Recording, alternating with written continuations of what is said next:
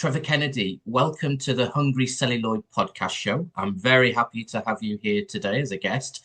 But could you tell people who will watch this podcast who you are and what you do, and why you're on a horror podcast, most importantly? Yes, well, first of all, Frank, thank you very much for inviting me on. It's great to be here, as always. Well, yes, my name's Trevor Kennedy. I'm from Belfast in Northern Ireland, and I am the editor of Phantasmagoria magazine, which is a magazine that deals with all things horror, fantasy, and science fiction in all aspects. I also do a bit of horror fiction writing, and I also do some podcast work on the Citizen Frame movie review podcast. I have a day job too, but that's not very interesting. So we'll stick to the other stuff. You're very busy, Trevor. Yes, I like to keep busy. It all keeps me out of mischief. But yeah, I like to keep busy and always have something on and doing something and keep myself occupied and that sort of thing. Yeah, Good stuff. definitely. Good stuff. Um, this is the part of the podcast that I always like to ask people about who they are, not just in terms of editing or being a writer, but what went into making you that kind of a person, why it led to where you are today. I'm not trying to psychoanalyze you or any of those things, but could you It's could you fine. actually could you give a little biography of what it was like growing up in Belfast when you were a kid, what it was like being a teenager, the music, the fashion, how kids used to interact in those days, how it's different from today. Yeah, absolutely. Yeah, so I grew up in Belfast at the height of the Troubles here. So there was a lot of violence going on in the background. But for me, I think from a very early age, horror, the fictional horror and all that sort of thing was very much my escape from all of that. So from a very early age in primary school and stuff, I was an avid reader and Hmm. watcher of all things weird and wacky, things like Doctor Who, also, Hammer, the Hammer horror films, Yeah, films like The Omen, Invasion of the Body Snatchers, I think is one of the first sort of horror science yeah. fiction films I ever watched, or can certainly remember anyway. So I was big into all of this stuff from a very early age. And then, of course, Hellraiser and things like the Evil Dead, Freddy Krueger films, the Jason Voorhees films, because I was a member of all of my local video libraries, which were very big at the time. But I was also an avid reader of things like, sort of child focused horror anthologies by the likes of Mary Danby, the Osborne Guides to the Supernatural. I was a massive fighting fantasy game books fan. I also, as I progressed sort of through my young life as a child, would have read things like Fantasy Tales, Fear magazine, and then when I was around sort of 11, 12, I would have got into Stephen King and all that sort of thing. Now, I suppose I was a bit of an odd kid, in that respect, because all of the kids I would have hung about with, and they were all my mates, and they still are, many of them to this day, they would have been into cool things, so-called cool things like football, that sort of thing. And back then, growing up in a work-class area of North Belfast, as a kid, a young boy back in the 1980s or whatever, Yeah. the only real way you would have got respect if you were good at three things: good at football, good with girls, or good at fighting. I was rubbish at all those things. So I had the sort of horror thing, but I still sort of hung out with my mates and all. It was all good, all that sort of thing. But sort of stuck to it. And also, I was also a pen pal to the fantasy artist, who's also my cousin, Dave Carson. Oh So he yeah. used to send me over a lot of publications he'd appeared in, like Fantasy Tales and those British Fantasy Society sort of bulletins and publications. And he would have sent me over that stuff that really sort of got me into Lovecraft, M.R. James. Obviously, Stephen Jones was involved in all these types of things like Fantasy Tales and stuff. So I was being introduced to all that sort of thing, and eventually progressing into deeper into more adult horror with the likes of Stephen King, although that would be more mainstream. But then, you would have had the sort of best new horror anthologies from Stephen Jones and other things like that. Then, as a teenager, however, I basically, while I would have written a lot, as a kid in sort of both primary and secondary schools and stuff, but as I progressed into my teens, I decided to be a bit of an idiot and sort of join the partying scene. I was always a bit of a rocker. I loved my rock music and my heavy metal and stuff, but I also got into the rave culture at the time in the Hmm. early 1990s. So I was doing a lot of partying, probably a bit too much partying. In fact, definitely a bit too much partying. So while I was doing all of this, I'm still into horror and Yeah. reading and watching horror and all that sort of thing, but just not as much as I should have been.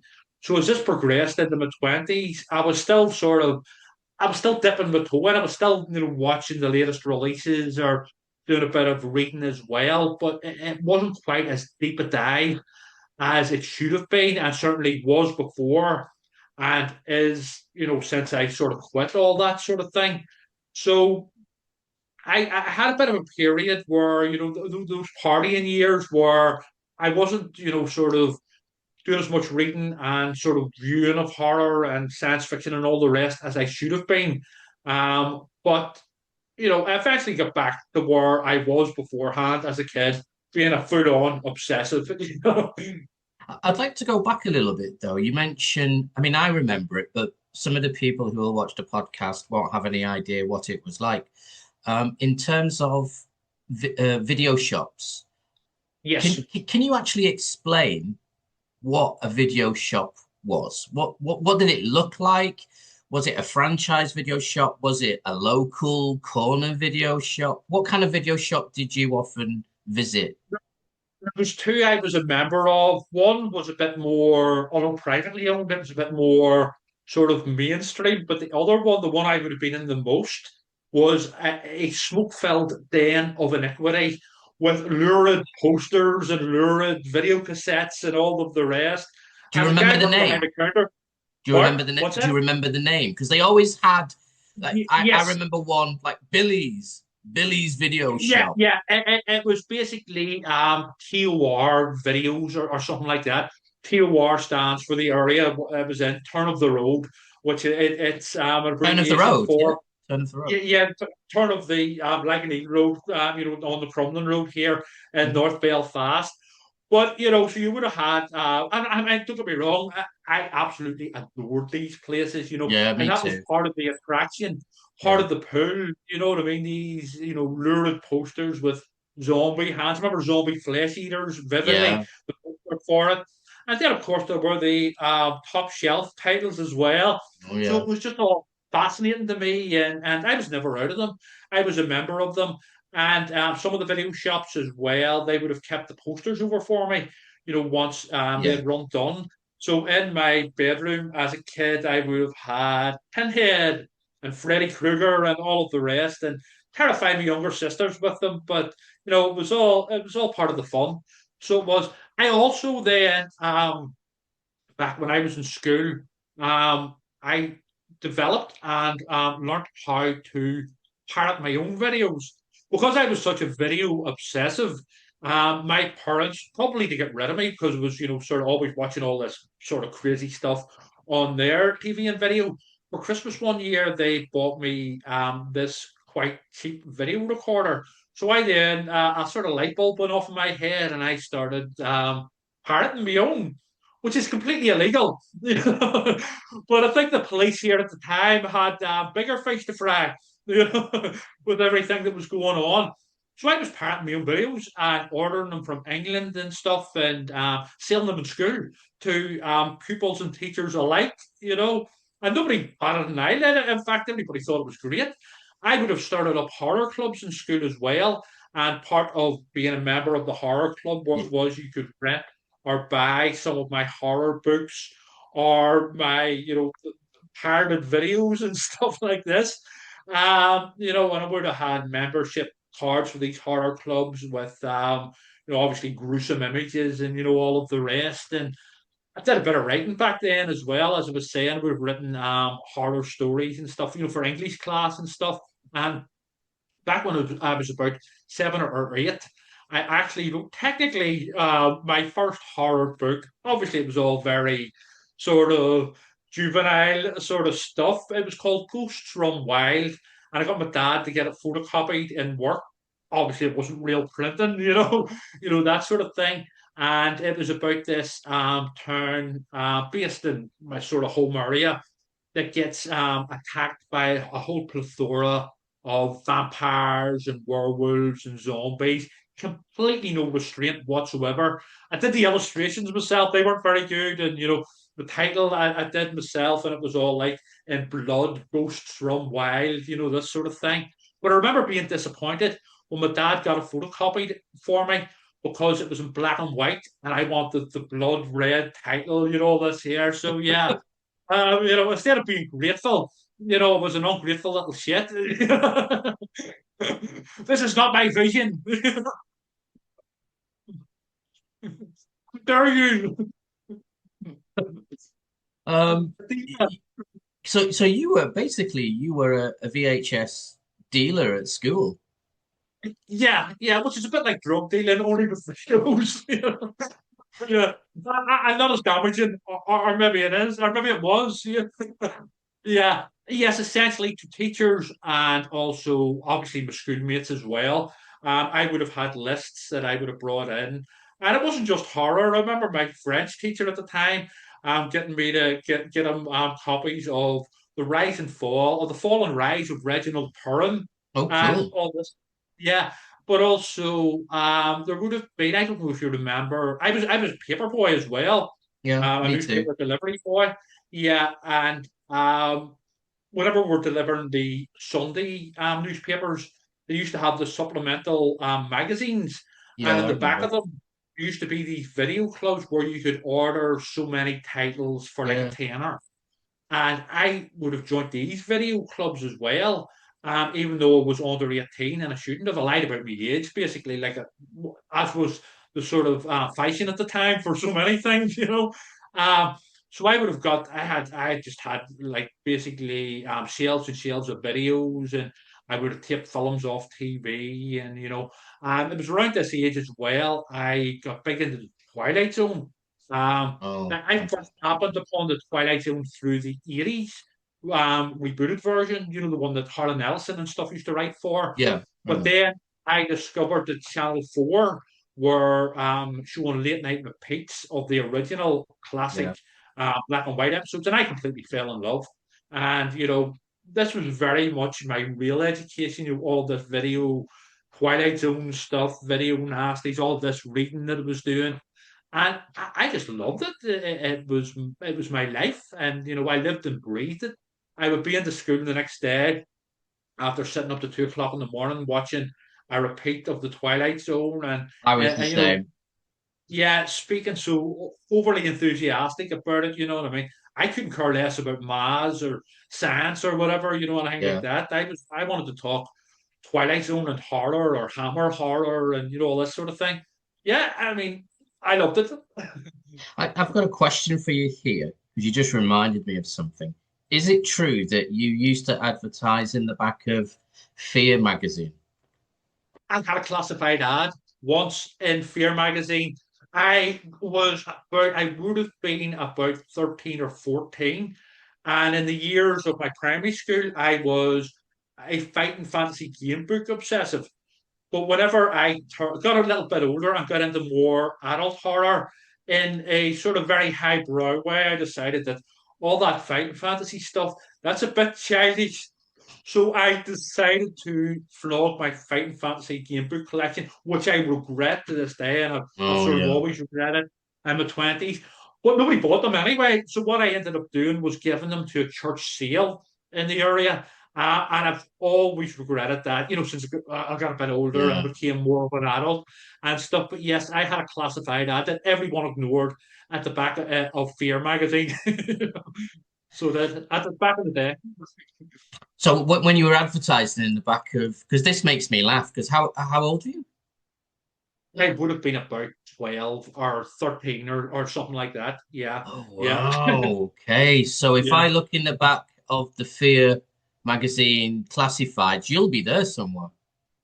Yes, absolutely. Yeah. I can't remember which issue it is, but I definitely had a classified ad in Fear magazine back then. I remember, I mean, I used to read a lot, back as a kid. I remember I used to, a lot of true crime as well, football magazines, all sorts. I used to read a true crime magazine called Murder Case Books, which were basically, things like about, like the Yorkshire Ripper, the Cray twins, all Yeah. of these more famous, cases, Dennis Nathan and stuff, Mm, the Rillington Place murders. So I think I was always quite a morbid kid, but I don't think in a bad way, not in a potential serial killer sort of way. I hope, you yeah. know. I think I was always just fascinated with the darker side of life and just found it really interesting and that sort of thing. And I hope in real life, well, obviously the true crime stuff was real life, but there was a sort of distance there. Yeah. But certainly with the fictional stuff, it was, as I was saying, very much an escape from the mundanity of real life and also the real life horrors that were going on around us. Yeah. And for all of us, not just in Northern Ireland, obviously, bad things were happening then right across the world for all of us, but still to this day. So I think that is one of the great things about horror that people who would maybe be quite critical of horror and quite simply just not understand it or get it. And what they miss the point that there is a catharsis there, where it's an emotional outlet through this, escapist sort of fictional horror. Um, but so a lot of people don't get that, and they think we're all basically basement dwelling serial killers, Yeah. that Yeah. sort of thing. Also, it's fun. I Hmm. was also in this sort of crazy action 1980s cheese fest back then too. The Rambo films, the Arnie films, all of the kung fu films, ninja films, anything out there, and that was me. Um, I want to ask you about music though, because you used to be Yes, a radio DJ as well. And yes. so obviously music is a very important part of your life. How did music play into the early part of your childhood and teenage years? Because you went into the rave scene culture, and I know that you say that it led to too many partying years, but culturally, it's actually a very important part of British life. I mean, they actually have this on syllabus in some London schools where they actually have people talking about it and giving presentations and explaining about why it was a very important cultural currency to young people at the time, especially towards they were anti-establishment. Um, Absolutely. but just before the rave culture scene, just before you entered it, what kind of music were you listening to? And do you still listen to that music today? And how did it transition into the rave culture scene? I would have liked my sort of 80s rock and a bit of heavy metal back when I was sort of growing up. But I was also big into more synth-based bands like Erasure. I'm a huge Yeah, Erasure fan. yeah, And good Pet band. Shop Boys, Yeah, OMD, yeah, bands like this, like that. So I would have listened a lot to them back when I was in primary school, and we would have the top 40 on a Sunday night. I yeah. would have get my favorite songs. I would have bought singles in the record shops, on vinyl, obviously, or tape back then. So music has always been a big part of my life, and always religiously would have listened to the top 40 on a Sunday, listen to radio generally. But then, yeah, whenever I think you're totally correct about the rave culture. It was an important thing, and it was an important. I think the 1990s and that culture was one of the last sort of proper music cultural Was moments. totally agree. Definitely. Totally agree. Yeah, Obviously there were the 60s had their own and the 70s and the 80s and stuff. But from a Northern Irish point of view, and I've actually written about this, it actually, in my opinion, and that of many others, it contributed to what became the peace process that we know yes, today. yeah. Because before the rave scene, during the Troubles, Protestants and Catholics didn't mix here. Hmm. It was very much a segregated society. Now, before the Troubles, people mixed a lot more. But back before the rave scene, if you, no matter what side of the fence you were on, if you went for a night out in the town, getting home was you were taking your life in your hands if you walked through the wrong area. It was Yeah, it was basically like the Warriors trying to get home, yeah, back to Coney Island or North Belfast. yeah. uh, Whenever the rave scene came along, for the first time, young Catholics and Protestants were mixing. and enjoying themselves and socializing. And yes, there was, let's just say, a bit more than drink being taken at these things, Yeah, you of know, course, of maybe the course. odd magic dancing tablet. Yeah, But that was all part of it. And people were then realizing on both sides, young people, that we're just the same. This is all bullshit. You know what I mean? And I'm very much of the opinion that it contributed to the peace process that we have here, and that's obviously a positive thing, hmm, because that's the way young people should be mixing. There shouldn't be any segregation. We're coming together through a love of music, and partying and enjoying ourselves, just like the horror community or whatever yeah, and other very true. fandoms bring people together who wouldn't maybe normally mix. So yes, that it was definitely a cultural, an important cultural moment. I agree there 100%. Excellent. Trevor, I'd like to move on now to because you talked before about your first memories of horror, the books, TV, the films, cinema. Yeah. Can you remember though the first time, apart from the book that you had your dad print and you know, Yes. you were not happy that he didn't appreciate your vision. But can you remember though the first time that you sat down seriously to write a story? Oh, and let me ask you a question. What did you Yes. write on? Because I used to have a Smith Corona typewriter before I graduated to more advanced technology. What did you write on? Well, as a kid, it was obviously all longhand, but regarding, I would have written a lot of stories in secondary school as well, all longhand. But regarding actually seriously sitting down and writing as an adult, I didn't really get into it properly until my 30s. The reason being, I always lacked confidence, and especially as a writer, because where I come from in North Belfast, certainly in my mind anyway, and growing up in that period, writers were university educated, Yeah, type people, very middle class, and someone like me, there was no way I could be a writer, or do anything like that. I wouldn't have been good enough, or wouldn't have been qualified. It was a confidence issue for sure. So I eventually sort of dipped my toe back into it in my 30s gradually, and then wrote full stories, that sort of thing. I mapped out a novel and stuff, which I still have sort of on file. So yeah, it was very much a confidence thing for me, but and it was more later in life, in my 30s when I decided that I was actually going to give it a go. Because I'd done other bits and pieces, I've done a bit of drama. I belonged to a amateur drama group and stuff, so we'd all contributed to plays and stuff, that we had performed. So I thought I would give it a go. And actually, my first published piece was for Fear magazine when it was rebooted by John Gilbert. It was a non-fiction piece. could you just explain to again for people who might not know what Fear magazine is? Obviously, I know, and a lot of the our horror Yes. friends who will watch this, everyone will know what Fear magazine is. But for people who might not know, Yeah, yes. Fear magazine was a big sort of high street horror fantasy and science fiction publication in the UK back in the late 80s and early 90s. A magazine that guys like ourselves would have bought religiously. I did, yeah, So I did, we loved it. Yeah. yeah, I did, yeah, Um, I still have a lot of issues here in the cupboard actually behind me. So then, in the advent of 21st century social media, around 2010, 2011, I was thinking about fear. And I sort of looked up John Gilbert, the editor, and sort of sent him a friend request on Facebook and got chatting to him.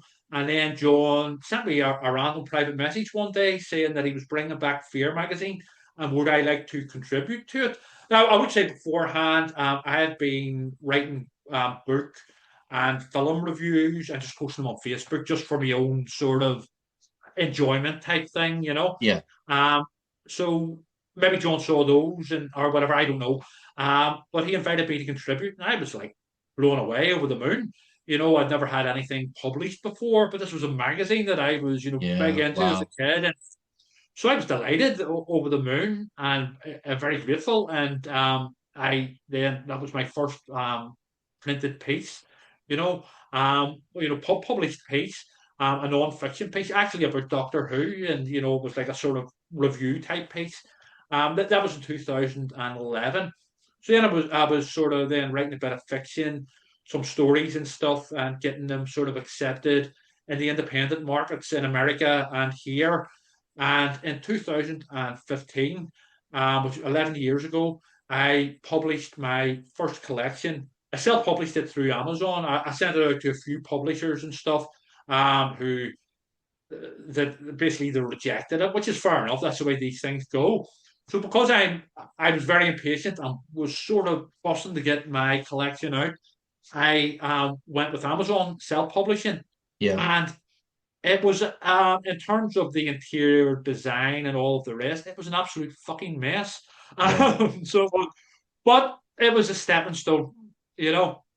So I can't be too harsh on myself, because I had no training No, of in course. any. Yeah.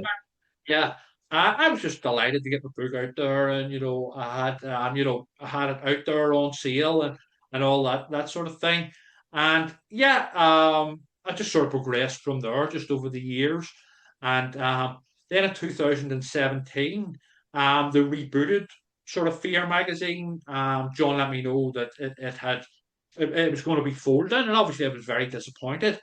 So I had this idea that, well, I've been self-publishing already. Maybe I could do a similar in vein magazine, horror, fantasy, and science fiction.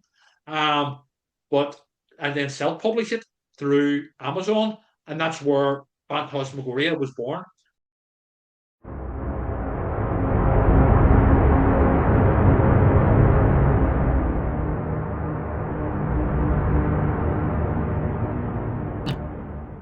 And Trevor, that leads us nicely into the next section of the podcast, which is in which we do a deep dive into the publishing and the writing side of things. I know Yeah. that you've already spoken about that, but I'd like to talk more in depth about the magazine, um, because it's no easy undertaking. I mean, it's one thing writing your own stories, but actually being responsible for a lot of other people's work.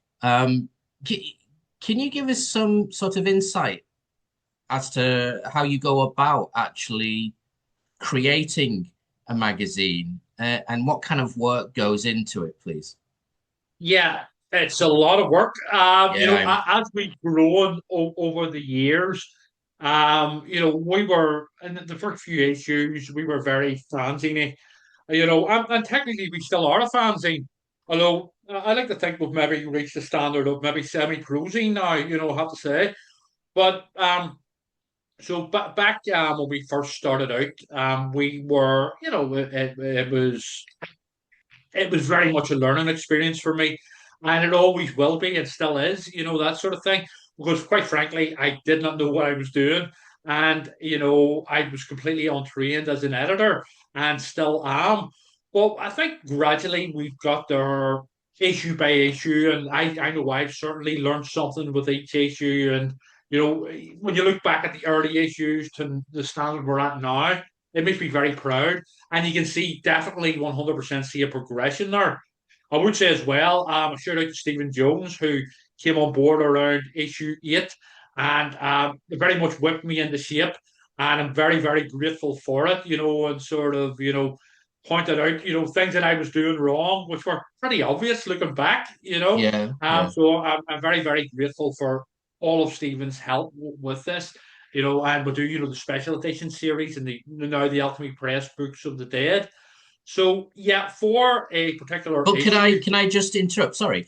Could you yes, of course, explain? I mean, again, for people, especially from the British side of things, but not only because he's a big name in the States as yes, well when it comes to editors. He's one of the big editors over the last yes, 40 years.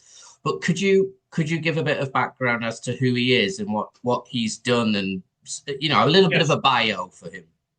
Yeah, yes. Stephen is a multi-award-winning horror Yeah. editor.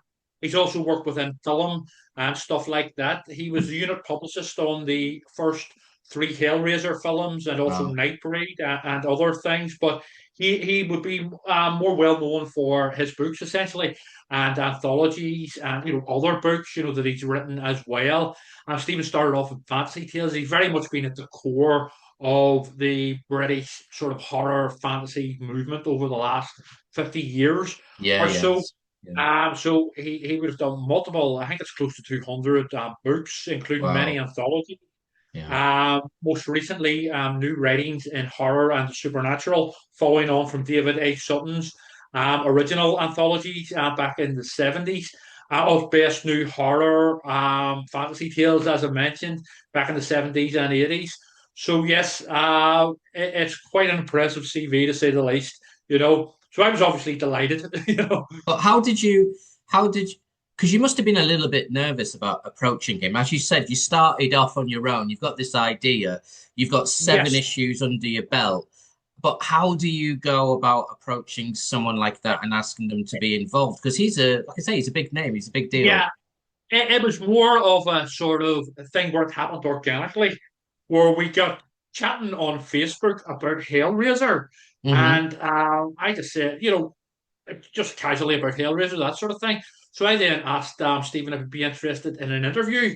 So it just really happened organically. There was never an official approach or anything like that, Yeah, And then with, we did the issue number 8 with his headline interview in it. And then after that, I was then emailing them saying, if you have any books that need sort of reviewed, for our next issue or whatever.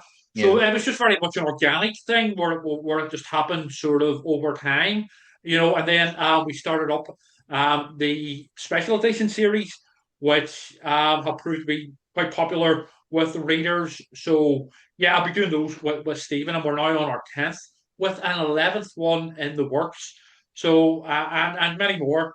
Yeah. So yeah, as I say, I'm very, very grateful, and we would be nowhere near the standard we are today without Stephen's touch, basically. And obviously he has brought other people on board, artists, writers, some very big names and stuff. So yeah, as I always said from the beginning, when I get into this game, including the writing, but also the editing, I don't know what I'm doing here, but I'm prepared to learn. That's not full humility or whatever. It was Hmm. more just like a reality check. Maybe there's What a bit of confidence as well. So I was here to learn, and yeah, I've made mistakes. That's part of the learning process. But the guidance from Stephen and sort of keeping me right with various things has been invaluable. can you And give can you give an example of the kind of thing that the input that you get from a professional editor? Could you give maybe an example of something that he said, Trevor, you need to do this, not this? well, in terms of things like which as well, Stephen's never told me what to put in a Oh no, I magazine or don't what mean not that, to. but Yeah, his yeah. advice is It's more invaluable, isn't advice. it? Yeah, yeah. Yeah. Oh, yeah, absolutely. But it's more about things like interior design. Hmm. Where the early issues, the interior design was very, looking back, being honest, I cringe. And I actually Mm. find it difficult to look back and read earlier issues because there's a compulsive part of me that wants to fix everything, you know. But I've sort of accepted they are now a moment in time. They are what they are. There is Yeah. a progression there. So yeah, it certainly Stephen would advise me on things like interior design and that sort of thing, and layout and all that, just to make a very presentable and very professional, I hope, looking publication. Again, not down to me. And then getting artists like Les Edwards and stuff on board. That's a major thing for me. To go back to the Fighting Fantasy game books, I was always blown away by Les Edwards covers that he did for them and Yeah. stuff. So that this is, I never imagined back then that I would one day be working with guys like Stephen or Les or whatever, and hanging out with them at conventions and stuff. So I'm just running with it and enjoying it and all the rest. It's all good. So it is, and I would say I will always listen to advice. Because again, like I say, some people are amazed by the fact that Phantasmagoria is. I know there's obviously lots of contributors, but the bulk of it is, edited by myself, Yeah. essentially. And usually back in the day or traditionally, a magazine like Phantasmagoria would have had a team in terms of you would Yeah, have of fiction course. editor, an art editor, all of the rest. But basically, Phantasmagoria, for all intents and purposes, is me in the back room. you know, um, typing away on my computer and getting frustrated when things don't work out, in terms of design and all that there. But I love it. I probably couldn't live without it. You How know, uh, yeah, it how would be very difficult to live without it. oh, I can imagine, but how long does it take you from you've got an idea for the next issue, so you've got Yes, the idea to the moment it actually goes to the printing press and then it's sent out? yeah. How long does it initially take for each issue, or is each issue got its own time logistics? No, no. I mean, they will be in the works months in advance. Hmm. So I will have a plan, of what to go in it. The plan will always change, and then once I have enough of material starts to come in and organizing things like articles and artwork and reviews and stories and stuff, I will then start building it on a Word document. And slowly but surely, once material comes in, I will be putting it together. It will go through multiple drafts. And I mean multiple drafts. I do, that doesn't work or move this about, all Hmm. that sort of thing. Again, just learning over time what works and what doesn't.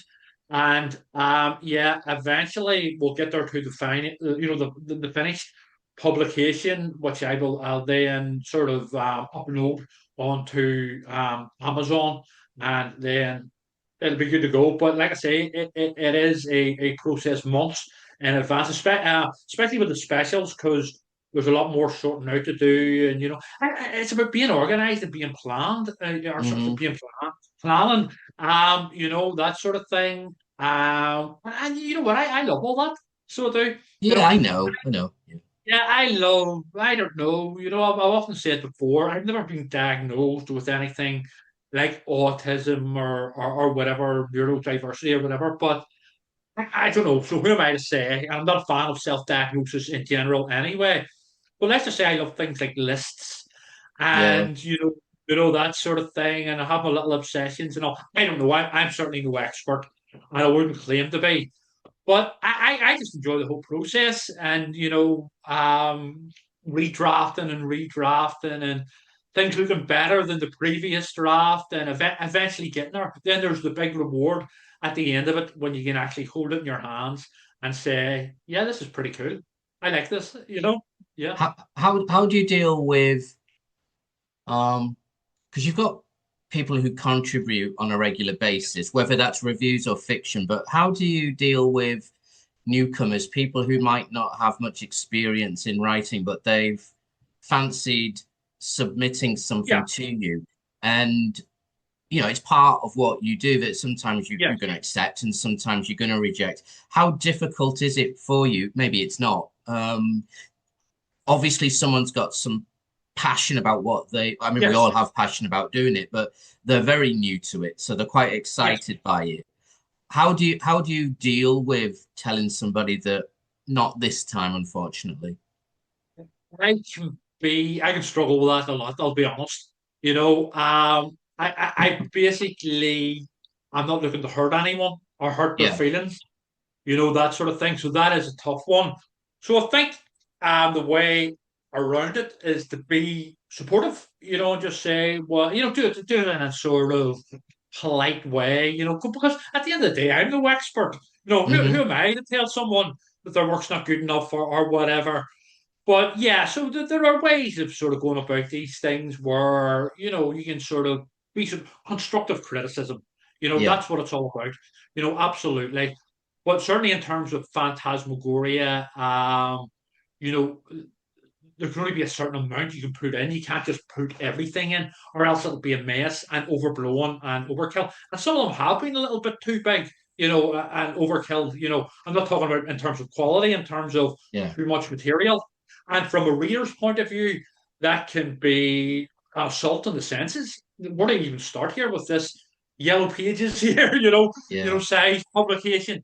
So again, part of the learning process where I've learned to, sometimes not include stuff or keep it for a future issue, and that essentially, it was actually Stephen Jones told me that, that's a trick of good editing is sometimes not what you include, what you don't include, you know.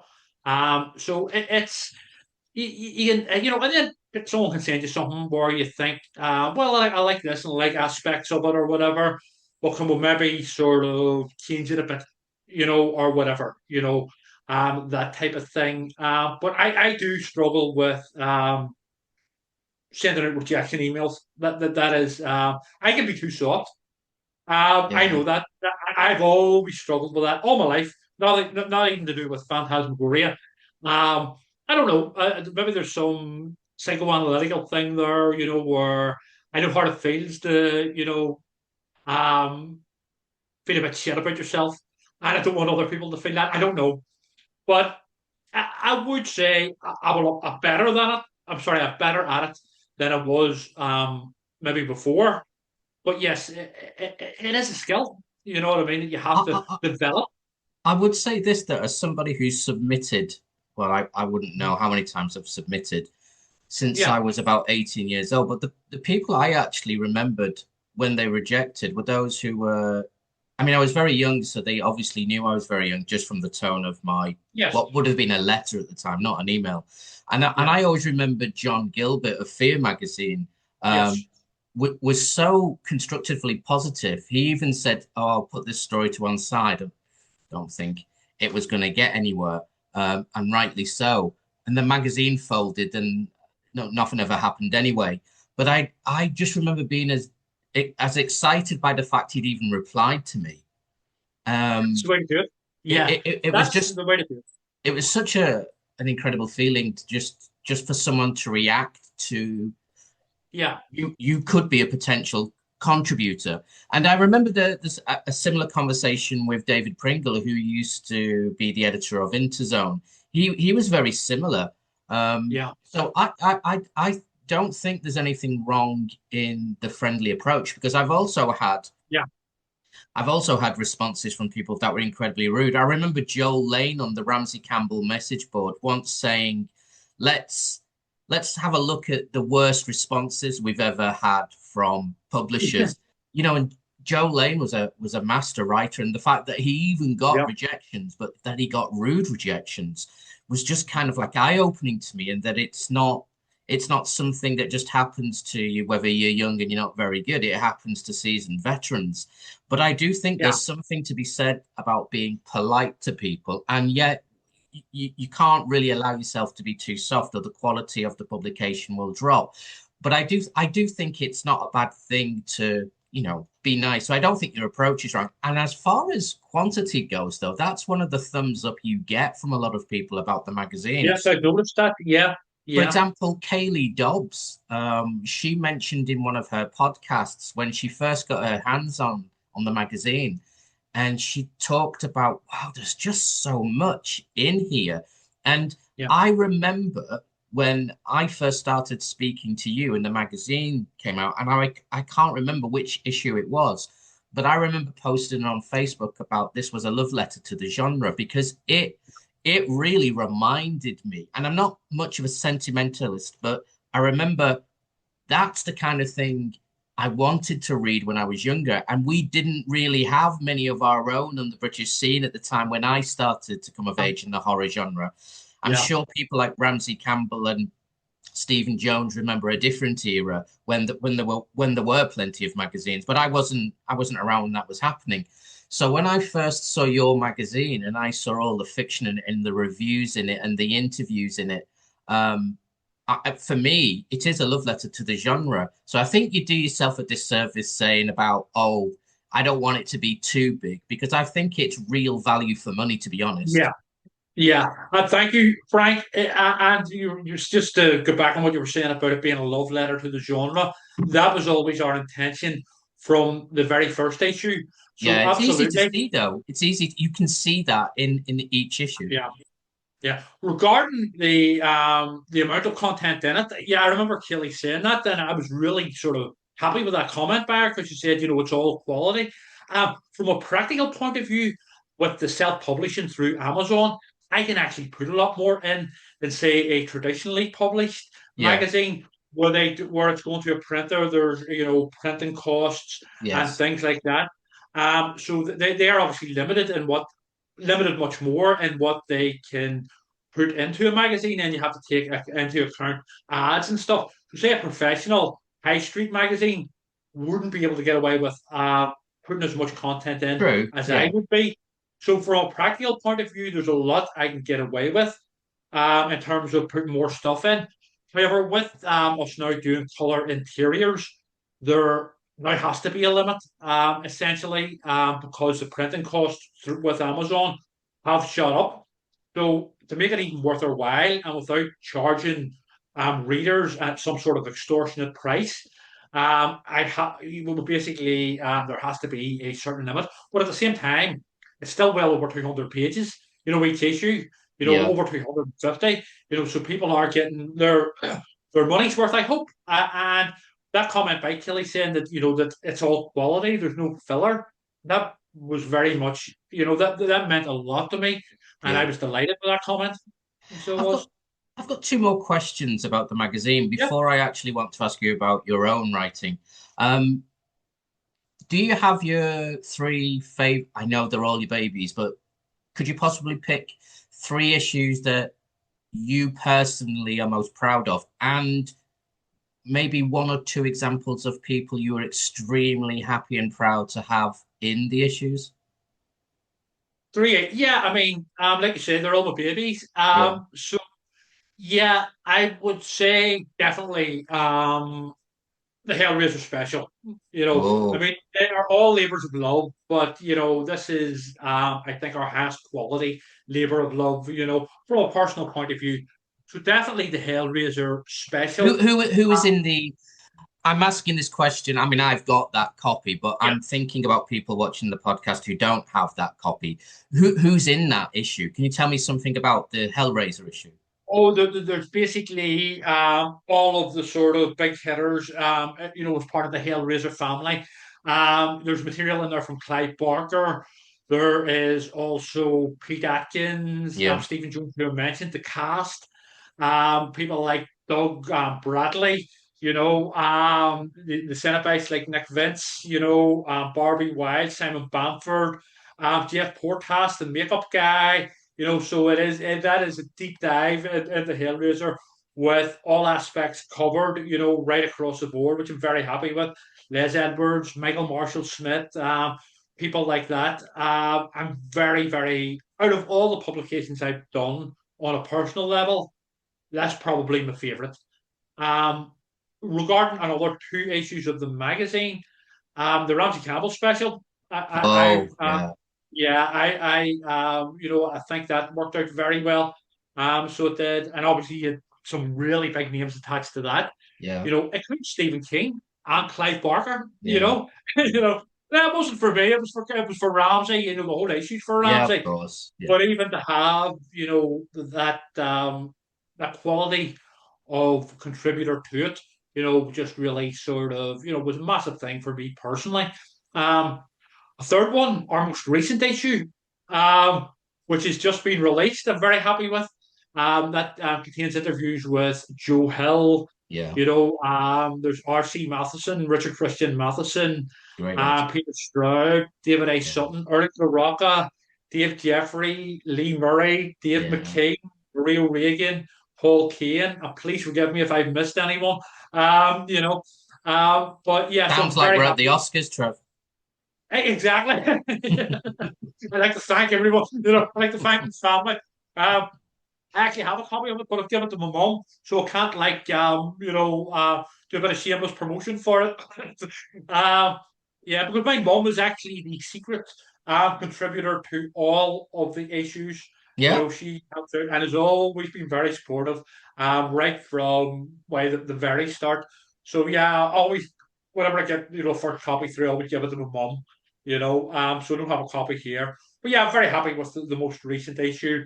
But again, it is a case of moving on to the next one, which is a special. More details to be revealed in due course. Yeah. Yeah, exactly. I could tell you, but I'd have to kill you.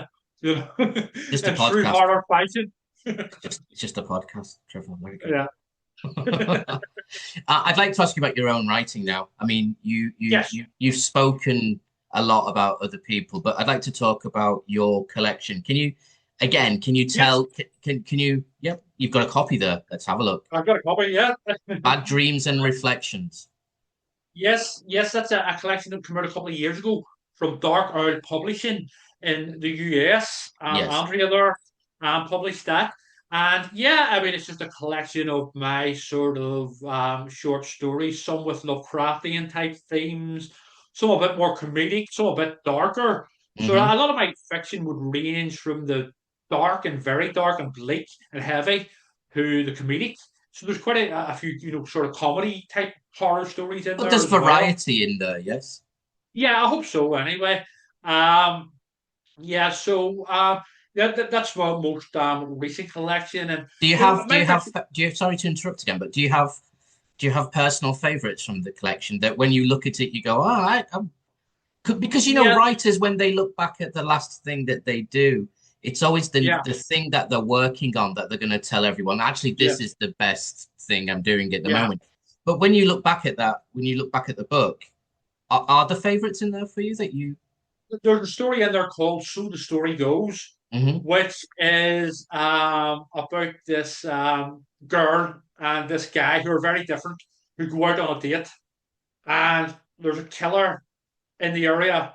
This is going on in the background, who Yeah. may or may not be a vampire, but it's sort of twisted at the end, set in a seaside town. It's quite comedic, and there's a lot of commentary there about vampire lore and vampires in films and stuff, but done for comic effect because the guy in it, he's he's just into cars and car films.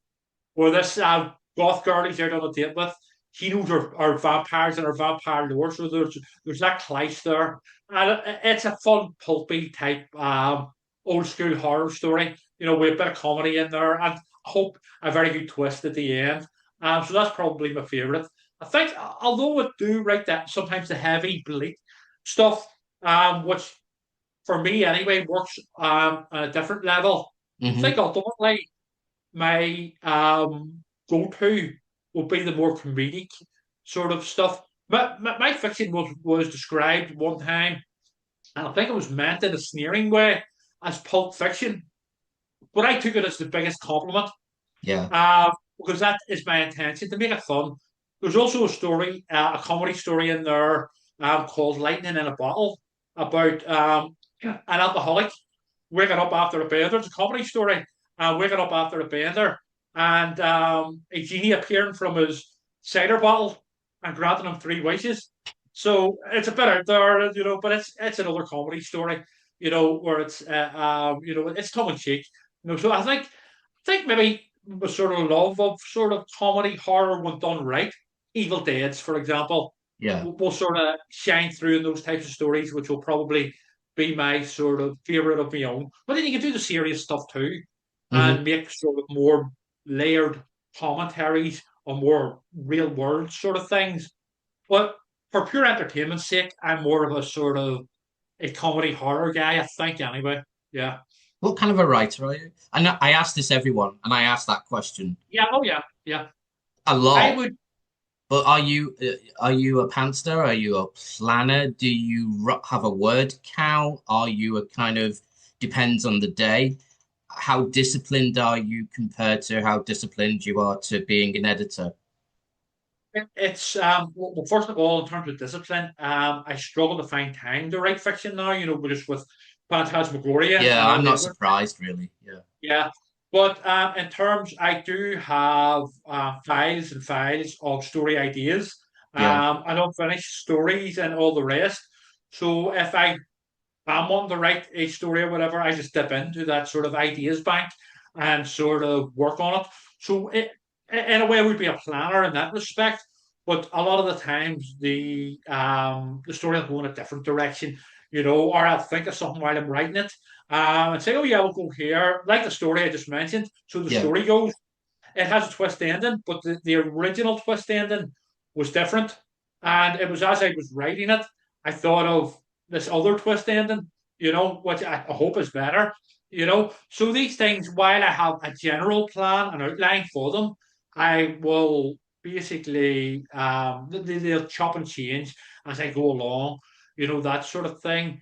But yeah, I'd like to write more fiction and sort of hopefully refine it more over the next sort of coming months and the next year or so, definitely. But yeah, I would be more. I would also be quite a binge writer and a binge editor in terms of, and this goes back to my past, the partying days, Hmm. um, where I have just swapped my addictions over to something much more productive.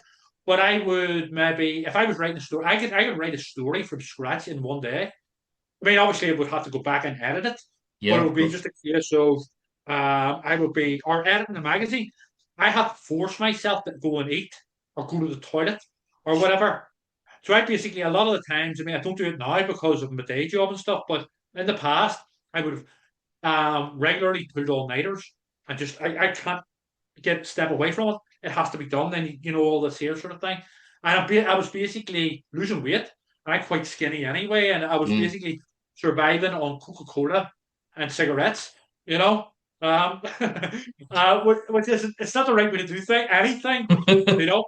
But with my so it is this sort of binge addictive mentality that I have, Mm. where once if I get something out of something, be that in the past unhealthy things Yeah. like the partying, or now with more productive things, I go into this like zone, this where it's very hard to break out of, and It's an obsessive binge type. I find it very hard to walk away. What I've found recently, whenever I come out of one of those, to basically go to bed because of work the next day, I can't sleep. Because my mind is going a million miles an hour, and I then can't sleep till maybe 4 or so in the morning, and then I'm like going to work with maybe 2 hours sleep, and I'm like, it's Yeah. like a hangover, you know. Yeah. uh, yeah, but I'm trying to discipline myself more, and and not be as sort of intense. It is, it's an intense sort of way of working, but I don't know. It's an addictive way of working. I hope it's a more, well, I know it's a more productive um, Yeah, of way course. of living my life than I Yeah. would have done before. But it's something I'll always do. I don't think I could live without it. Idle hands and all that sort of thing. Yeah. What about I'll give you an example of something and then Yeah. I'll make it clear what it is that I'm trying to get you to answer. So somebody once asked me about that question that when you see a famous writer on TV and you got a chat Yes. show host who knows nothing about Mhm. writing or let's say the horror genre, for example, and they always ask those questions that annoy the famous world celebrity kind of writers, like where do you get your ideas from? But I actually think it's quite a relevant question. I think it's normal that people who don't write would like Yeah. want to know how that works because everybody does something, and we always want to know how they do their thing. So I've asked a lot of people the same question about inspiration. I mean, I'm like you. I have a list. I have a Yeah. file of stories that I know that I'm gonna. Well, I don't know that I will Yeah. always write all of them, but I hope to get around to writing some of them. But they've come from all different sources, so it could be a line of dialogue in a film that has nothing to do with the story, but I think Yeah. I'm going to use that. Or it could be a piece of architecture, or it could be something in the news, or it could be something that somebody says to me. So I get my ideas from a million different sources, and Yeah. it's never the same thing every single time. What about you? What kind of things inspire you to write stories? Something similar, to be honest. Stuff from the past, something I've seen somewhere when I'm out and about, or I've read somewhere. Obviously, not stealing from whatever you read or whatever. Yeah, of But course. yeah, but what I found regarding like story ideas and stuff, but just ideas in general. I remember back I think it was about 2007. I went to see David Lynch give a talk, at Queen's University in Belfast. He was actually here Wow. to give a talk about transcendental meditation. But Hmm. nobody in the audience, including myself, gave a shit about that. We wanted him to talk about Twin Peaks and stuff, and he indulged us. He was a total gentleman. He was great. But I'll always remember that day. But he said, in response to one of the questions he was asked, write down all of your ideas. Oh, any idea you have, write it down. Physically, write it down with a pen and a Yeah. piece of paper. Keep a notepad. Or these days you can like put it into your phone. So Yeah. sometimes I'm texting stuff to myself, I do the ideas. same. I do the same. Yeah, yeah, so I'm out and about. But that always stuck with me, what Lynn said that day. So anytime I have any sort of idea, um, I'll write it down. I used to also keep a dream diary where I I would get can. up, Yeah. yeah, where I would get up after having a particularly vivid, bonkers dream and write it down. Yeah. You know, a lot of my ideas for stories have come. I don't want to sound pretentious, Yes, it came from a dream. Yeah. That you get. But a lot of my horror stories have come from maybe stuff that I've dreamt. You Yeah. know, I remember. I don't want to get too heavy, but there is a recurrent theme in some of my stories of curtains with weird, indecipherable, Yeah. I um, noticed. Yeah. unique markings on them. Black curtains specifically. Yeah. Um, they come that comes from a recurrent dream I used to have when I was in a particularly bad spell in my life. Yeah. Um, I used to get this recurrent dream, and those curtains were always there with these weird runic etchings on them, indecipherable. Could be witchcraft, don't know. And behind the curtains lay evil incarnate, this unspeakable monster. Um, so I mean, that's I do what those dreams. They were lucid dreams as well. I knew I was dreaming, but at the same time, they never. A lot of people will call those nightmares. When I Yeah. woke up from them, I found them fascinating. Yeah. But Yeah. they totally blew me away. It was like your own private film in your own mind that you were a part of. They always blew. In a way, I don't get them anymore because I'm in a better place in my life. But I Yeah. sort of miss them because they fascinated me. So a lot of my writing, my sort of horror stories will be aspects of dreams I've had over the years and stuff like that. As pretentious as that sounds. No, no, not at all. One final question about your writing before we move into the third part of the podcast. Are you working on anything at the moment? Yes, I will have a collection out in the coming months. It's Oh, a joint collection with Sarah Graven Weir. oh, excellent. Um, so we're coming together with our stories and sort of mixing them up together. Most of the stories, from my point of view, are written, but I have another one that I am working on. It's really an idea, and I've like written a couple of paragraphs of the opening of it, but I Yeah. want to do it right. And it is I hope, unique take on the lost film sort of subgenre type trope. You Oh, I know, love that. I love that. Yeah. yeah, yeah. So it will be based on something we've discussed as well. Well, basically, I'll just instead of a long lost film, it'll be a long lost horror fancy. But I'm just trying to work out how how um Sold. work out as a story, Sold it and to to me, be man. original, as opposed to just regurgitating something that somebody has written before, much better, Do you So have a title? I think it's something like I mean, sorry for the. Don't want to put you on the spot. I meant for the. Have you and Sarah agreed on a title for the collection? sorry, for the collection as a whole. Yeah. It's going to be called Behind Every Tree. The reason for that, I saw a quote somewhere years ago, like maybe 20 years ago. I don't even know where the quote's from because I've looked it up on the internet and I can no longer find it anywhere. But I heard somebody say, "Behind every tree lies a monster." Oh, So it's a take on that. oh, I And like it. also, it also connects with the opening story as well. Well, there literally is a monster behind a tree. Well, Satan. Yeah, yeah, yeah. And is there any special process behind working with an? I know they're separate stories, or are they interlinked? Are they interlocked or interlinked? No, no, No, no. they're separate stories. Yeah, they're Okay. separate stories. And no, no, it was just we had sort of got chatting. We just sort of came to this. Originally, it was going to be like a chapbook with maybe just a Hmm. couple of stories each from us. So I thought, well, we might as well go the full Yeah. hog and sort of make it a proper joint collection. And it'll be very much stories will be varied from both of us. You know, with very different writing styles and stuff. And Yes. so that's sort of like our sort of comedy horror writings as well. So the similarities, but at the same time they'll be different and mixed up in a good order. So yeah, yeah, coming soon. And how long will it be before people can actually buy the book? I would say it would be within the next few months. Oh, that's good. Oh, very Yeah, good. yeah. I will obviously be buying a copy of that. That sounds right up my street. Lost Right. films, lost fanzines. I mean, that's yeah, definitely. Yeah, Right, yeah. we're going to take a break now before we move into the third part Sure. of the podcast.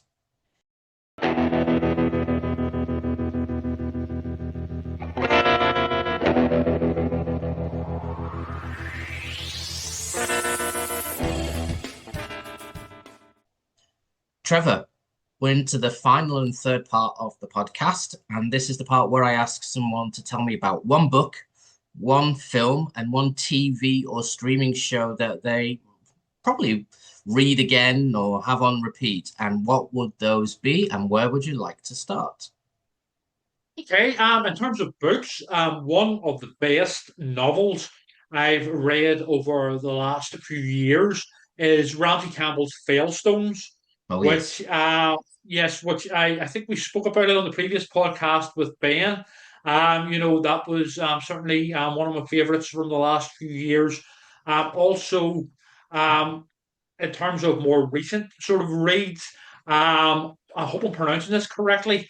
Wonkicks by R.C. Matheson, which I just read recently, and it is superbly entertaining. A conspiracy type horror thriller in the vein of the X Files. Never stops to take its breath. Very, very entertaining, but also with some real meat and substance there as well. It's quite a short novel, about 200 pages, but I loved it and never once was bored. You know, that sort of thing. Other books I've read recently, Paul Finch's The Lodge, which is very entertaining as well, with commentary on, you know, things like murder tourism, which is a big Hmm. thing now, you know, like going to the sites where Yeah. serial killers committed their acts and stuff. But there's also like a gothic vibe and stuff to it as well. Um, the new basically volume of new writings in horror and the supernatural, edited by Stephen Jones. Some great stories in that. One, especially by Michael Marshall Smith, No, which great is great. writer. Uh, it's called Charlie something and his host of fucking daffodils. Great title. You know, it's like an East End gangster story with a supernatural sort of element to it. So, you know, other great stories in there as well. So yeah, I've been reading some art books recently too. One concerning Icons of the Fantastic, concerning the Korshak collection of classic sort of pulpy science fiction, horror, fantasy art, and yeah, all other stuff like that. So yeah, I'm always reading something, you know, or I'll always have maybe one or two books on the go. But in terms of if I had to pick one over the last few years in terms of horror novels, it would be Ramsey Campbell's Bellstones, which is a strong recommend. You know, and the ending is particularly, when you really think about it, gruesome and very unsettling. I thought it was great. Can you give a brief plot outline without giving away any spoilers about the film itself? Yes, it's basically about this small town in England, you know, sort of middle England type town. And they have these stones in the town square. And it's all a bit, as with any small town in a horror story, there's more to it than meets the eye. And there's some very dark happenings going on in a sort of folk horror, sort of going back to the old traditions sort of way. And there's a lot of dark humor in there as well, which I think Ramsey does fantastically and is Yeah. often not credited for.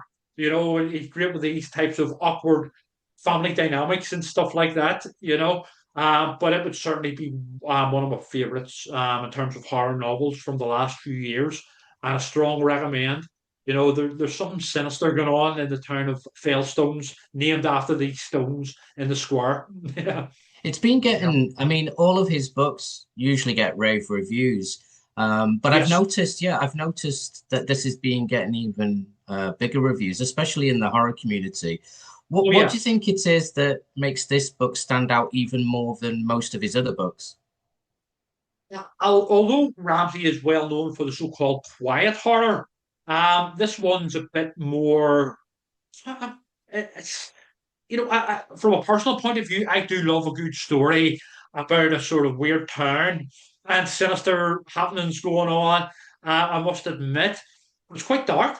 I think it's maybe one of his darker works, and certainly that ending is very dark indeed. And it did sort of. And not only that, there's justice served as well to certain characters, in this very dark way. And Yeah. when you really think about it, it gets under your skin. You know what I mean? It's pretty, yeah, it's pretty dark. But I thought it It's was great. from Flame Tree Press, Fellstones. Lemtree Press, yes, Yeah. yes. Yeah, he published all of his new works essentially, and, Yeah. and a lot of his older stuff as well. I would say, yeah. But Ramsey's a master for me in terms of horror writing fiction. I don't think there's any. And again, I'm not being Yeah, I disrespectful understand. to any other writers, big name writers, but in terms of you know um, personal preference, I personally think Ramsey's the best. You know. When did you first speak to Ramsey, or when was the first time you met him face to face? It was in 2019 at the Dublin World Con, and I was quite nervous. Yeah, I can And I imagine. think I was just asking him about writing in general. And, in terms of, his writing habits and stuff. And he was, saying that he writes every day, gets up every morning, Yeah. writes every day from like really early in the morning. And I asked him, has he always done this? He says, yeah, it's just basically an obsession type, it's something he can't help, He's a natural. Yeah. So that was back in 2019, and I've got to know Ramsey at other conventions, and totally honoured to have him over here in Belfast, along with Stephen Jones and several others, for the launches of our Easter Con issue about a year ago, actually. Yeah, yeah, that was great. And I know people in the guys in Forbidden Planet and stuff that they loved it. They thought it was great, and it was really well attended, and it was a real buzz. Do you still Yeah, get nervous when you speak to him? bet yeah. Generally, I would sort of with people whose work I've always sort of respected. I would generally be a bit nervous, but I'm quite. I don't know. I'm the sort of person who can talk away to anyone. At least on the surface, it appears that way. But inside, I'm quite anxious. So I can sort of get away with it in a way where I will overcome those fears and just a load of waffle will come out. Yeah. So I suppose I'm all right at sort of on the face of things with talking to people and stuff, but inside, I'm maybe quite anxious.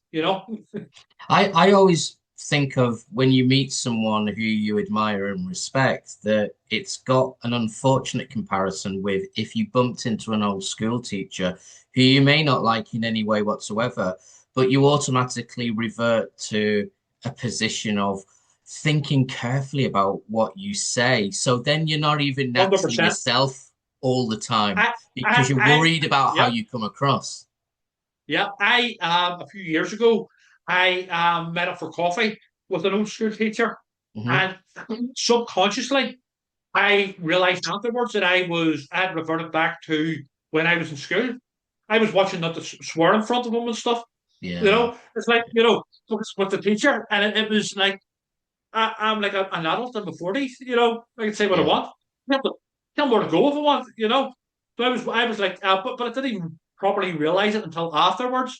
I was like back at being, didn't call him sir, thankfully. Yeah.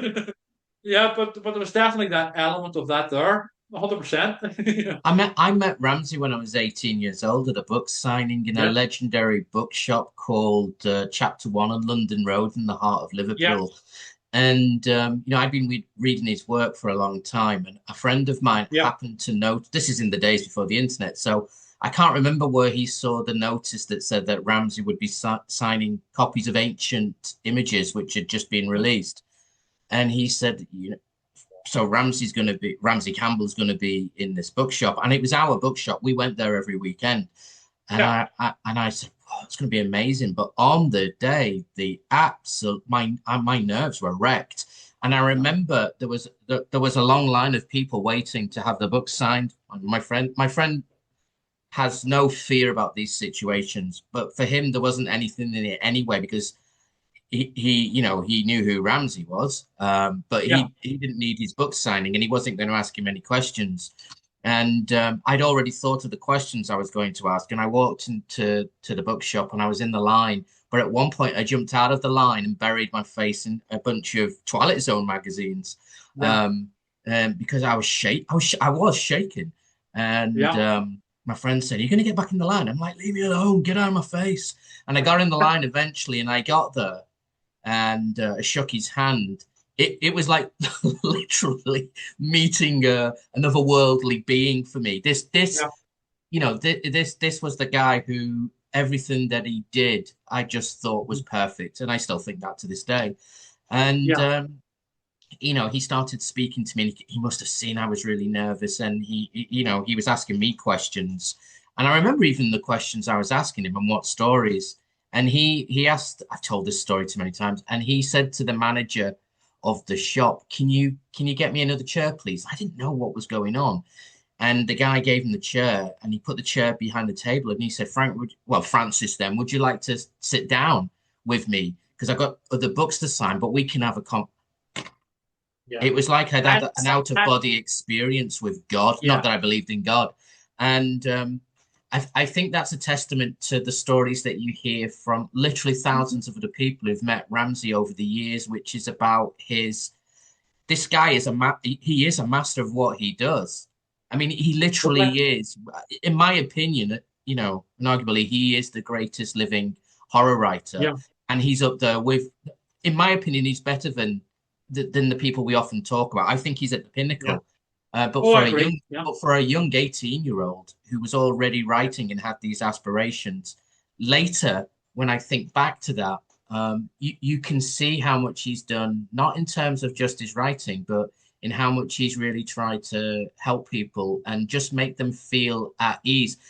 And I find that with the bigger writers, they do that sometimes, but not always. And I'm not saying that they need to do that or they should do that, but it does kind of like Yeah. restore your faith in humanity when someone like that does so much for a person in terms of confidence. Because I wasn't a very confident person then, and I'm not saying I'm super confident I now, but well, yeah, it was an I was experience. just about to say that. I mean, obviously, I don't know. I wasn't there, but I was just about to say that Ramsey very probably saw that you were nervous, Yeah. but also saw that you were authentic and Hmm. you knew his work. And that's why he made you feel at home. You know what I mean? He put in Yeah. that extra special effort. And, stuff like that will only put him up even more in my estimation. So, Yeah, yeah, of course. Yeah, without a doubt. I yeah. hijacked your answer then for my own Also, apologies. you're fine. It's all relative, it's all good. So yeah, concerning film, best film I have seen in the last few months, maybe longer. And I know Kaylee will be pulling her hair out if she watches this. But 28 years later, The Bone Temple, which I loved, and two amazing lead performances. With Jack O'Connell as Sir Jimmy Crystal, Yeah, the leader of the satanic Jimmy Savile Teletubbies ninja cult, yeah, and also Ray Fiennes, who portrays a Christ-like figure, essentially, opposite, this devilish type character. But anything to do with cults generally or religion, or good, it is good versus evil, but in an almost biblical way, will always get me. But the performances and just the general sort of vibe of it, just I thought worked superbly well. And it's sort of, with the previous installment, it's sort of as I suspected, and I'm not trying to make myself out to be a know-it-all, but I did suspect that the previous one was more of a setup Yeah. for this one, and it just worked remarkably well for me. It's not really a zombie film, you know what I mean? It's No, no. basically Clockwork Orange with a bit of folk horror and stuff and that sort of thing. But it's been my cinematic highlight over the last while. I am looking forward to hopefully at the end of this week seeing Project Hail Mary, obviously Yeah. science fiction. I'm hearing great reports about it, including from yourself. So I'm looking forward to that as well. But concerning the last few months, yeah, definitely the Bone Temple. Would you, Absolutely. if you had to pick between English language horror, the big films, so Sinners, Weapons, and The Bone Temple, which Yes. which one would you pick? Mm.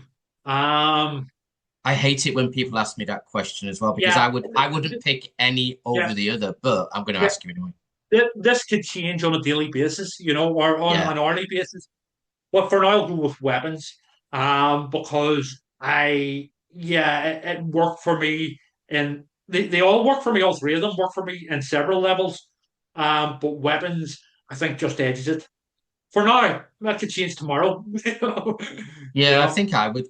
At the moment, for me, it would be Sinners. I think, but again, then it would yeah, change, just like you say, the next yeah, day. exactly. Yeah. Yeah, totally, What about totally. TV and streaming? I mean, we've had plenty of conversations before about shows and programs from the past, and we've had plenty of conversations Yeah, about shows from today. But is there yeah. anything that would always be top of your list? I would say in terms of storytelling and nostalgia and something that would have inspired me. The aforementioned Twilight Zone, the original Yeah, series, most definitely. There would be other ones in there as well. Of course, that I loved whenever I was younger. A lot of them anthology horror series, actually. You know, in terms of I remember Hammer House of Horror and stuff like I that. was just about to ask you because I bought the DVD set about five Yeah, years ago after speaking to a few people about it, and I've got to admit I'm not a big fan of Hammer horror films, which I know yes, yeah, Ben Unsworth will kill me for saying that. yeah, I'm more interested in the one-off independent features, although yes, I'm absolute massive fan of the Quatermass, yes. without a Well, doubt. But I put that to yeah, one side. Hammer House of Horror, I was quite disappointed when I watched it. I realized that there are not many episodes I think I would rewatch.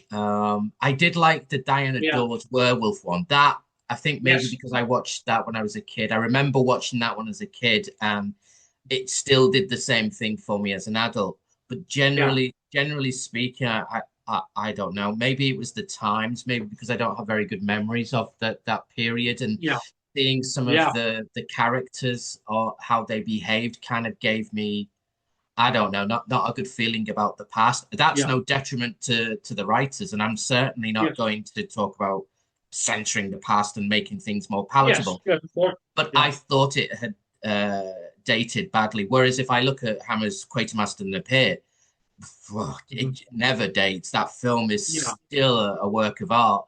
Um, Timeless. yeah, but Yeah.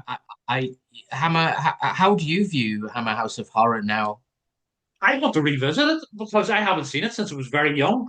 And Oh just you wow, saying, yes, I remember watching it on TV when I was very young. And me going too. back to the video, I used to record it, or get my mum or dad to record it. So then the next day I would come. I was only about 11 at the time. I just started secondary school. It was obviously a repeat. So it was on ITV or the like. But I remember like rushing home from school to watch the episodes. Famous one I remember, of course, is the famous one. The kid's birthday party, the house that Yeah, dripped blood or something like that. that's all. Yeah, but that's because it's just such a sort of over the top, scene in that. Um, but I haven't revisited it since. But it always stuck in my memory. Hammer House of Horror. But I would like to. I remember the opening, sort of Oh credits and yeah, that's titles and great. all. Yeah, Yeah. yeah. It is something that I've been meaning to revisit for a while now. So yeah, I'll have to get around to it, definitely. Um, but I Would watched a lot of anthology horror back then.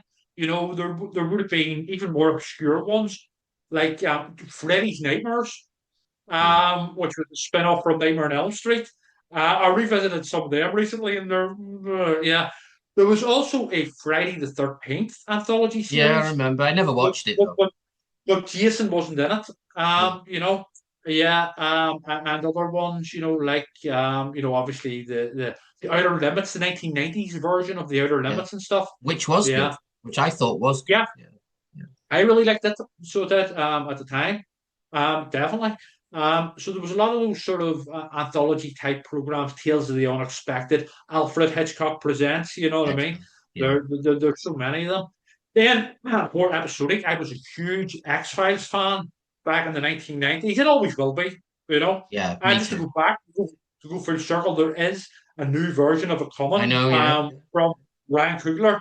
yeah. So yeah, I don't know what way it's going to work out in terms of if it's going to be a direct continuation of the original, series, with maybe Mulder and Scully as mentor type characters. I don't know. I've heard that I don't. I've heard that Gillian Anderson will be in it, but not as a main role, which I think is Right. Yeah. which I think is the right move if they need because the Yeah. last reboot with both of them, although I was overjoyed to see those two characters Yeah. back in, it didn't quite work because I felt that they needed to. When I say modernize, that doesn't mean um, make it so that it's unrecognizable. I felt it was a bit too theatrical. And when you Yeah. watch the original X-Files, you're not going to think that about, well, hopefully you won't think that about the acting or the directing because that's how it was made then. And so you put that in context. I mean, it's like you don't criticize how people acted in the 1930s. That would be ridiculous Yeah. unless they were really bad actors, and you do that with any decade. But I felt that Chris Carter hadn't.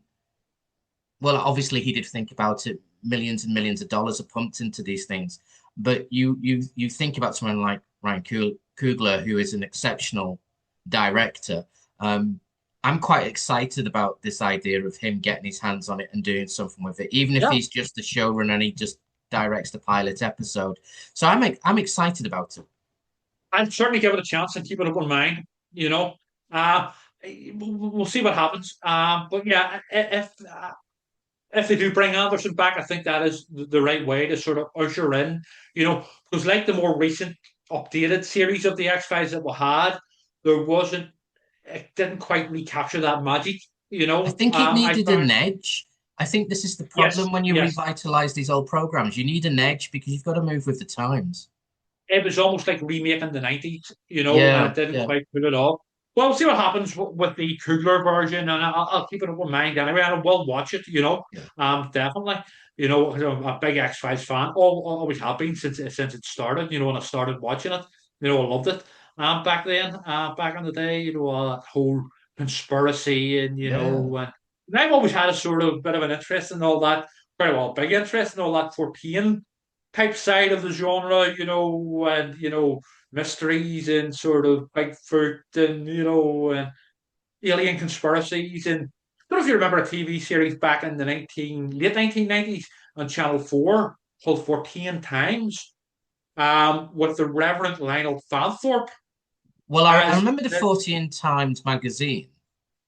this was a TV show of it with the Reverend Lionel Fanthorpe, who is still alive, and I actually interviewed him for Phantasmagoria a few years ago. But he was basically this sort of rock and roll biker type priest, which he is. It was non-fiction, but it used to be him like going about parts of the world and investigating real life X Files. Like people, see ghosts in supermarkets, werewolves in Mexico, all this sort of thing. But it was it was all about tongue in cheek, and it was great fun. So it was. It only ran for about 6 episodes. If I can just go back, because before we come to the end of the podcast, though, I want to go back to your first choice, which was the Twilight Zone. You know that I'm also a Twilight Zone obsessive. Yes, one of the biggest influences on my life that in terms of what I yeah. watch. Can you pick three episodes that you would say represent that program? Again, this will change on a daily basis. And, even in a few minutes, I will maybe have, because there was so many classic great episodes. But maybe personal favorites, Valley of the Shadow. Hmm. Um, Yeah. The Monsters Are Due on Maple Street. Oh, Serve Man, but maybe there's other ones like that are maybe less well known, like The Man in the Bottle about a genie. It's about yeah. it's a genie story. Yeah, I remember there was one called 22 Yeah, it about a was. woman who Yeah. First foretells season. a plane crash. Yeah, yeah, The Hitchhiker, Yep. First which season. inspired the film Carnival of Souls, Yeah. you know, which came out. So there's so many, and it could change on a whim, you know.